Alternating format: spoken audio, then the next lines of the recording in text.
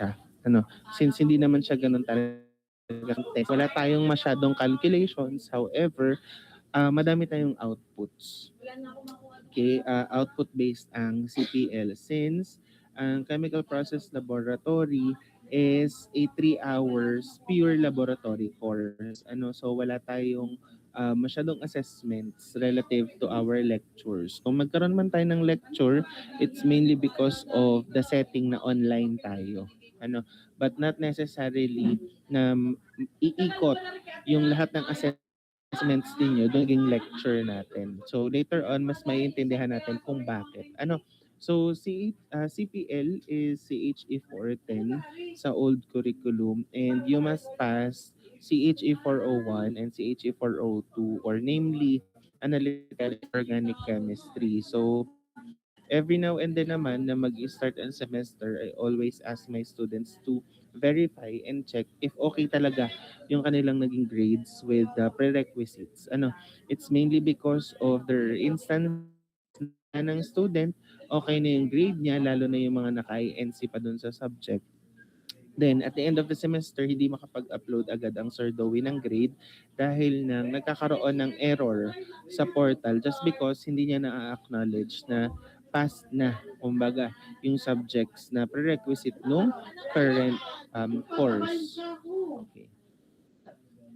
So, CHE 410 or Chemical Process Laboratories is under or aligned with our reference CHED Memorandum Order number 91 series of 2017. Ano, the whole the meron pa dito, meron pa dito. The whole syllabus is still under revision. Ano, under revision pa siya. Kasi ina-align natin yung SO7. Lumabas na yung sa akin? Hindi, nauna pa ako. SO7 at saka preliminaries. Ano, but since laboratory tayo, pure lab tayo, output based, yung ating prelim, midterm and finals could possibly be an actual examination or mali. Actual laboratory activity. So possible na before the prelims or midterms or before the major exam yung atin or after. Yes. Thank you. Ayan. Okay. So ano ba si CPL? Way back then, ang CPL namin is known as Industrial Chemistry. Ayan. So gumagawa kami ng sabon, we extract essential oils, we produce paints way back then. Ano pa ba? Yung mga coals from out of paper or we recycle ulit yung gagawin natin. Ano, for this semester. So para lang tayo nag-arts class. So based from the assessment guidelines given by the VPAA, ito yung magiging breakdown. But then again, I'll still review it. Ano, babalikan ko ulit yung assessment guidelines at the same time yung bagong memorandum orders ng university with respect to how you will be graded. But for the meantime, ito yung sinusunod ko for CPN last year noong binaba yung sa guidelines natin. So kung mapapansin nyo, naka 2 major examinations pa pero kinakailangan meron na siyang prelim. Ano? So 3 major assessments ay yung meron tayo dapat. Okay. So for the formative assessments, hindi siya limited sa quizzes, exercises, or problem sets. Pwede rin ako magbigay ng reference na PNID or process and you will be verifying that through ChemCAD. So as early as now, sinasabihan ko na or ini-inform ko na kayo na as much as possible, each and everyone has ChemCAD installed sa inyong mga laptops if ever. Or if hindi talaga kaya, ay maybe we can work it out like in pairs nyo siya gagawin. So depende. Ano, but the university or the department has ChemCAD naman na installed. Yun nga lang, 25 lang ata. Wait lang, confirm ko. At 25 lang yung ChemCAD natin, no? Nasabay-sabay. Pwedeng gamitin. Pwede daw. Pero yung as of now, 25. Ayun. As of now, 25 lang. Pero para mag-request pa ata na i-increase yung paggamit ng ChemCAD simultaneously. Pero ako naman, hindi ko naman kayo ililimit dun sa ChemCAD ng university. If meron kayong mga crack versions na makikita or any ChemCAD versions, pwede naman. Kasi ang goal ko naman is for you to learn how to use ChemCAD.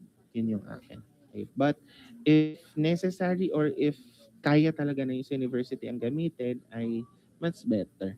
Yun nga lang ang downside nun, you cannot use ChemCAD ng university outside university, kinakailangan nakakonect kayo sa server ng university. Kaya nabanggit ko rin na if ever na makahanap kayo ng mga crack versions, walang problema sa akin. Kasi mas ma-exercise ninyo yung skills ninyo gusto ChemCAD na magagamit nyo sa plant design kapag kayo ay nag 40 year na.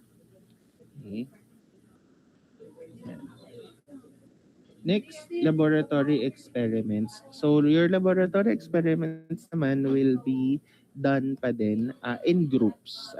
So I'll be grouping you depending on the availability of our equipments. Sir, paano po yun? Pwede po bang hindi kami sabay-sabay mag-lab? Pwede naman yun.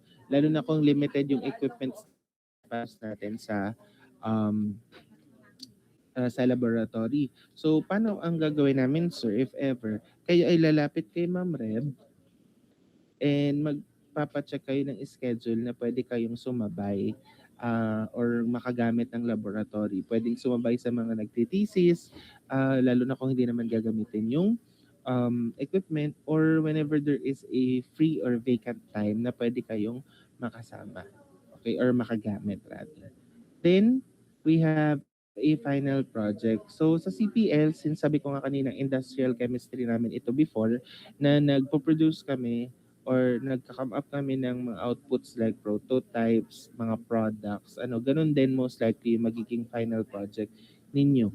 Okay? So, you need to, or you need to present the design of the product, yung process kung paano siya dinesign, market viability, and strategies on how you can sell those materials or those products. So it encompasses engineering economics, um, plant design, yung processes natin.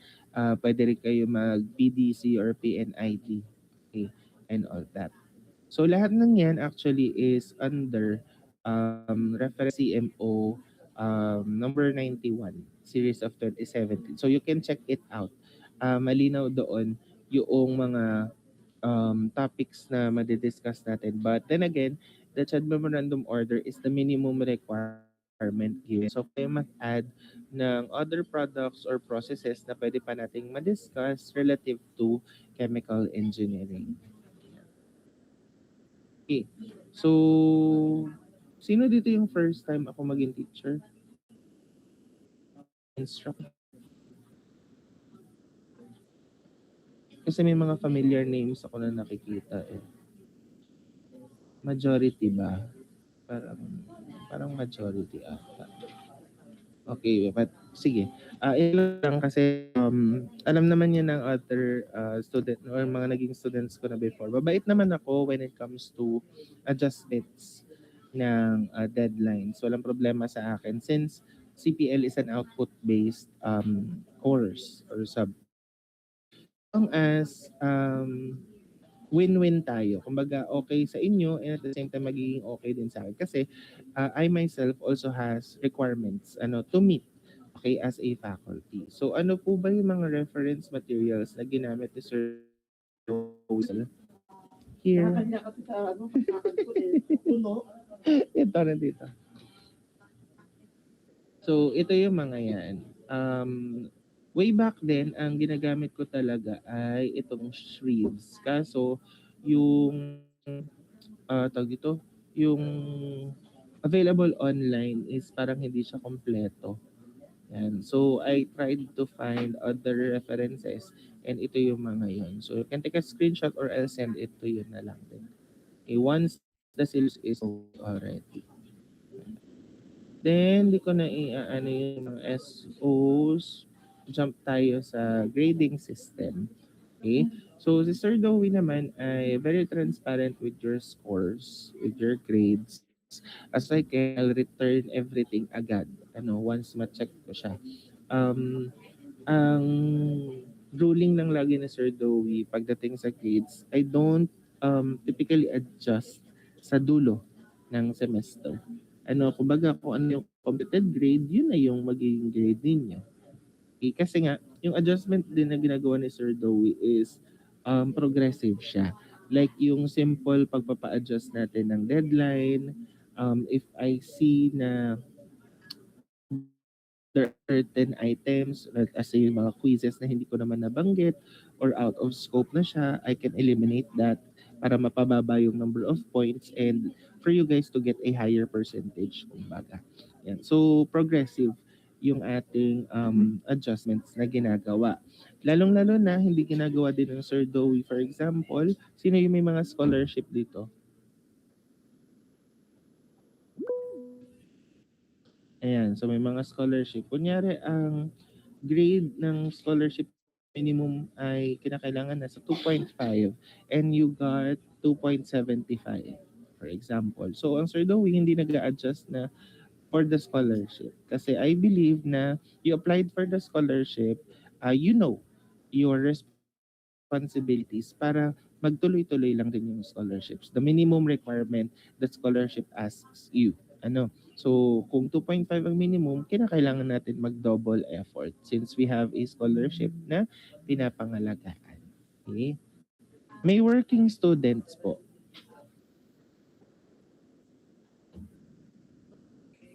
Walang working student? Okay. Kaya ako natanong kasi there are times na merong mga working students, though I salute all working students, there are times lang talaga na they are non-participative, hindi sila nagpa-participate, lalong-lalo na doon sa mga activities na kinakailangan nandun sila. Such as, for example, nag-set tayo ng time for your major laboratory experiment, which is a big chunk ng inyong final grade. Let us say nasa 15% or 20% siya. A factor ng grading natin is peer evaluation din. Okay? So, ang pangit lang din nga minsan sa peer evaluation, kaya there are times na hindi ko siya kina-consider is parang naglolokohan tayo sa peer evaluation. Alam nyo na hindi siya okay, hindi siya nag-participate, pangit yung mga contributions niya sa group, and yet ang ibibigay pa rin na grade sa kanya is 100%, for example. So, sa akin naman, sa point ni Sir Dowie, wala namang problema sa akin kung yun yung evaluation nyo.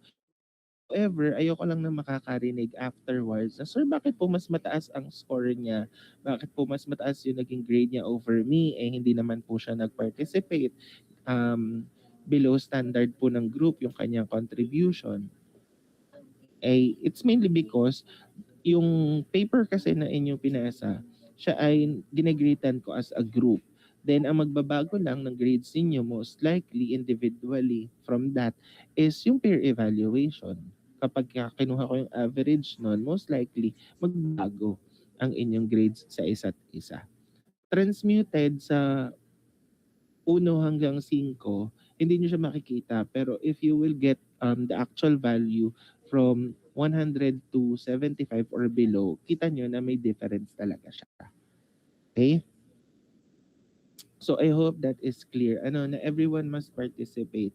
Kung hindi man kaya maging present, please inform your group. Hindi yung bigla ka na lang absent, bigla ka na lang missing in action. Kapag ka nandoon na sa actual experiment, make yourselves involved. Hindi naman yung nakaupo lang. Yung uutusan pa bago gumalaw. Make yourselves involved din. Kumbaga, you have the initiative to know what is happening doon sa experiment. Kasi I'm also observing you. Factor din ng grade ng Sir Dowie and considerations is how you perform sa klase, hindi lang sa laboratory. Okay? Malinaw po tayo doon.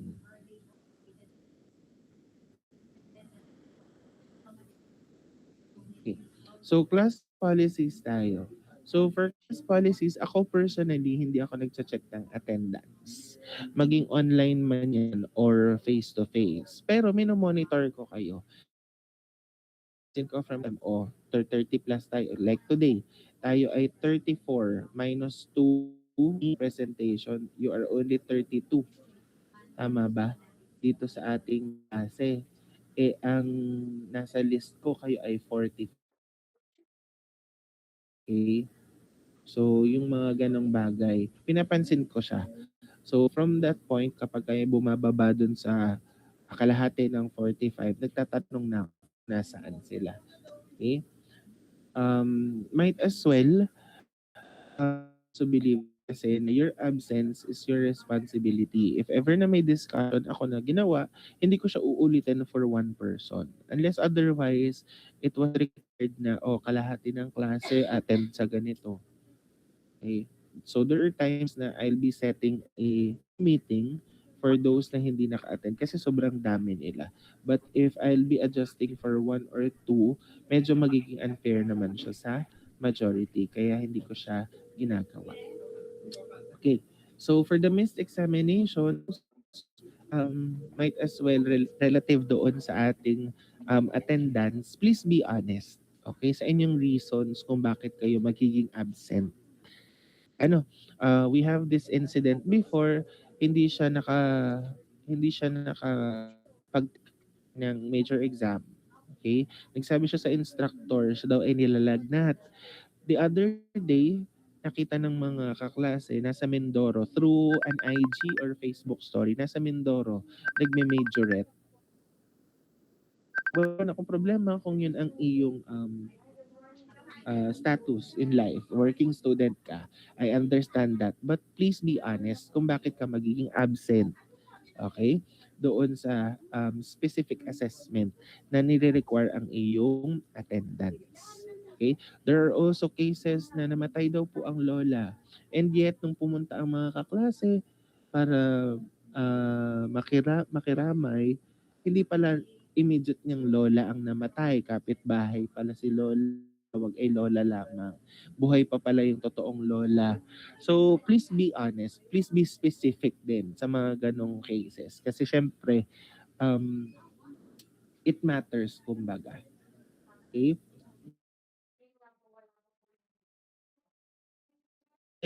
Lab, wala na namang cheater dito. Sir, bakit naman po ang tanong niyo ay kung sino ang manunulad? Kasi as early as now, ito'y alam ng mga naging estudyante ko na, kung as early as now ay inamin mo kay Sir Dowie na, Sir, ako po ay manad. Ako po ay cheater talaga. Hindi kita pagsasabihan kapag ikaw ay nahuli ko. Ang pagsasabihan ko ay yung nagpapatulad sa iyo. Ang i-apprehend natin ay yung nagpapatulad sa iyo. Kasi first day pa lang sinabi mo na, ikaw ay manunulad. Everyone must be cautious enough not to let you, okay, cheat. Kasi wala namang manunulad kung wala rin namang nagpapatulad. Imposible naman na hindi ka aware na ikaw ay tinutularan na during examinations. For example, medyo sensitive ka sa surroundings mo. So there are times na alam mo na may nanunulad sa'yo. And once caught, syempre, we will apprehend that. Okay? Yung degree of apprehension, nakadepende rin sa degree ng inyong ginawang thing. Okay? Now, we are asked to provide proofs. Okay? Sa mga cheating incident. We will not actually conclude, okay, kung ano yung magiging isisingko ba siya, bibigyan ba siya ng 0 na grade without investigation. Nagkaroon ng cheating incident. So para maiwasan na yung hassle na gano'n, na ipapatawag ang parents, if talaga ang degree ng reported cheating incident, please refrain from doing so. Okay? We have CCTVs sa college. I don't know if it is all working, pero mahirap na. Baka mamaya during examinations, buhay pala ang CCTV. Okay, so be cautious. Prevention is better than cure. So that's academic dishonesty. And dropping. So sa dropping po, until midterm lang tayo pwede mag-drop. Afterwards, na ang lalabas sa inyo na grade. And if ever naman na magda-drop kayo sa klase ko, please do inform me. Ano? Sir, bakit po kailangan pa namin kayo i-inform? Hindi po ba nagre-reflect? There are times na ang sabi lang ng student ay drop siya, pero hindi pala siya nag-asikaso ng papel. Wala siyang nilakad na documents until the registrar. So hindi ako aware na ikaw ay nag-drop na. At the end of the semester, na-uploadan pa rin kita ng grade, kino-consider ko na INC lang ibigay kasi wala kang sinabit sa akin na requirements until such time na hindi ka na lumapit sa akin na 5 na siya. So sayang naman. Kung ang alam mo ay drop, instead anong nangyari na 5 ka. Naintindihan po. Ayan. So, if you are to drop your subjects or anything na gagawin sa subject, please do inform me. Kayo naman itutulungan ko. Enrollment ka, nagagawa ko kayo tulungan ko pag sa pagdadrop. Tika. Wait lang.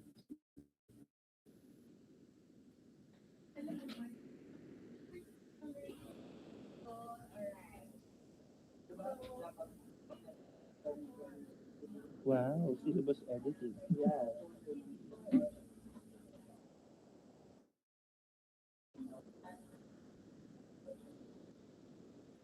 Nag-charger ako. Ano sinasabi mo? Na? Na-problem? Nag-back out si Ron Dinel. Ay may kinetics siya ng 30. So, ililipat. Ron Dinel. Ang marinig at kay MA lang. Walang tulba. Ay. Parang MA ba? May that? Ang alam ko. Okay, so magsa-charge lang ako. Malolobat ng ating laptop. Yung mga red flags. Hindi ata daw pinayagan ng company. Wait lang, mag-mute pala.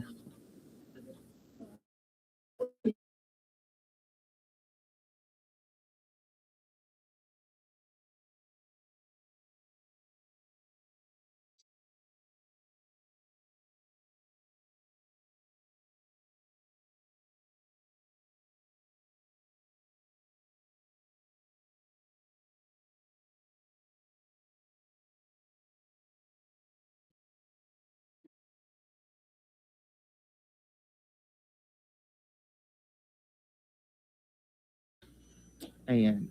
Okay? So, as you can see, ito yung magiging topics natin or activities natin.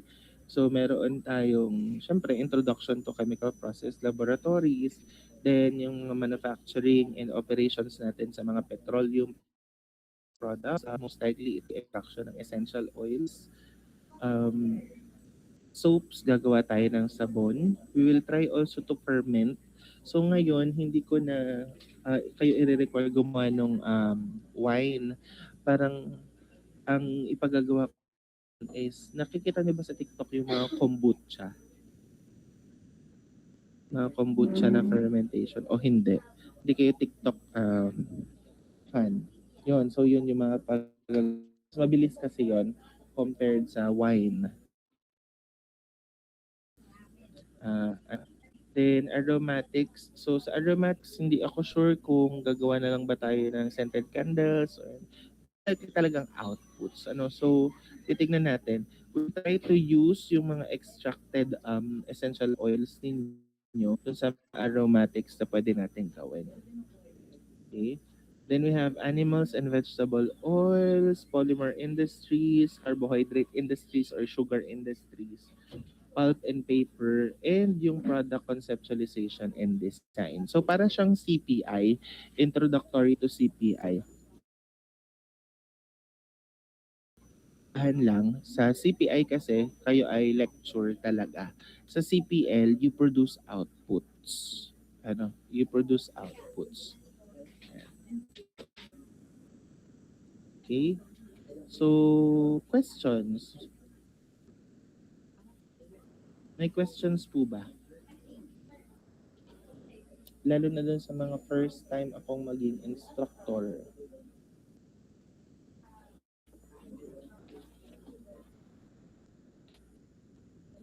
So, na so far.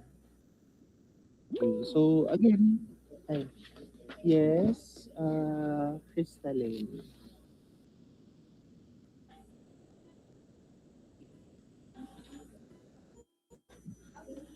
If ever na naimik ka na hindi sa amin or baka sa akin lang,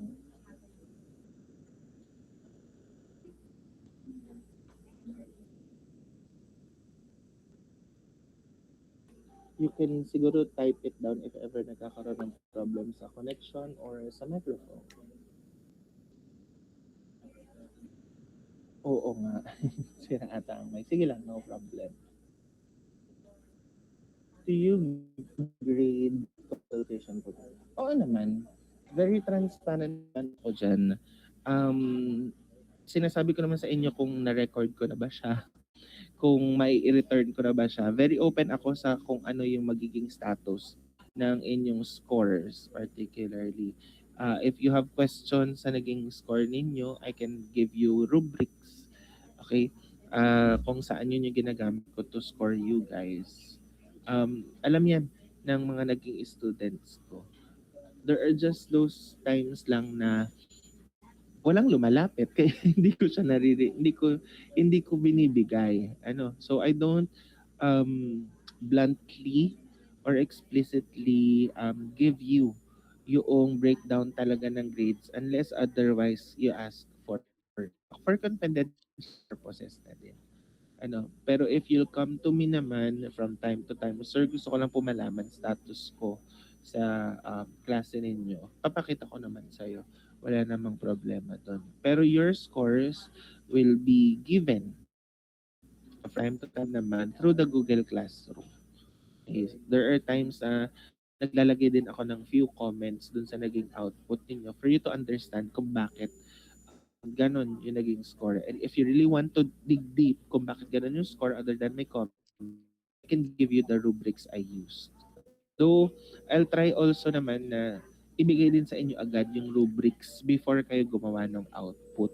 If ever nawala yung rubrics, inform me. Kasi baka nawala sa isip ko na i-upload siya or going yung paggagawa ng rubrics what you will be doing.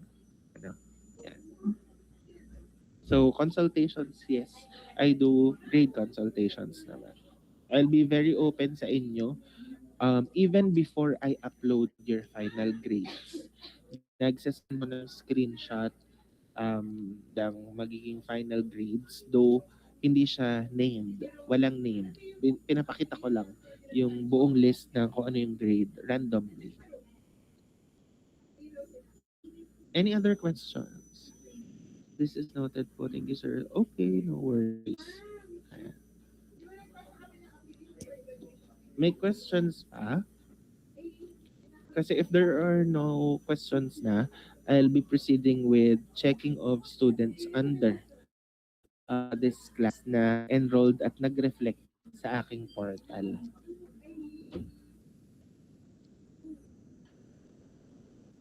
Okay, so if wala na, I'll check the names na lang. Stay present na lang if